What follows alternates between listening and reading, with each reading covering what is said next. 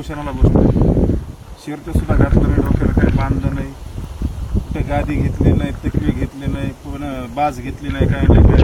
आणि मला कमीत कमी सकाळपासून 1000 ते 2000 मराठा बांधवांचे आम्हाला फोन आले की आम्ही तुमच्या उपोषणाला भेट द्यायला येतो. पण मी म्हणलो शेतातले काम होतं. आपला आज मराठा हा वर्ग शेतकरी वर्ग जास्त, त्याच्यामुळे जे शेतातले काम होतं आगोटीचा टाईम आहे, मी त्यांना सरळ सांगितलं तुम्ही येऊ नका, काय नका, मी उपोषणाला बसणार आहे. मला जे काय बघायचं तुम्हाला तुम्ही मोबाईलमध्ये बघता ना, मी तुम्हाला इथं आणून माझं वर्चस्व दाखवून मला काय भेटणार आहे.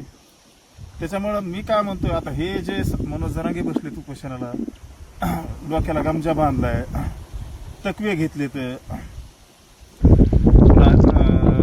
बाजीवर बसले, तर समाज साईटनी सारा, आणि ते बिचारे त्यांच्या डोक्याला कुठं बांधलेलं नाही, काय नाही.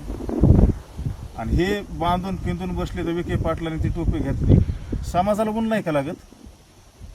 तुम्हीच एकटे बसले. तर माझं म्हणणं असं आहे, जोपर्यंत तुमचा जे आरक्षणाचा लढा आहे ना, जोपर्यंत समाजाला आरक्षण भेटत नाही तोपर्यंत उठूच नका. आणि जो आता सगळे सोयरे शब्द निघत नाही, सगळे सोयरे कितीत विकला हे शब्द. मराठा कुणबी एक आहे, हा जिहार हे तुम्ही का बोलत नाहीत आज? ह्याची किती सेटलमेंट झाली? सरसकट आरक्षण हा मुद्दा कुठे गेला? आता हे मुद्दे सर विसरून गेले ना.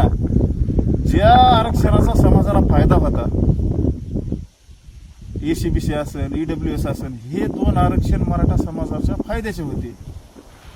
आणि आज हे आरक्षण मराठ्याचं गेलं, तर आज मराठ्यावर एवढा बेकार टाईम आलाय. हे 10% आरक्षण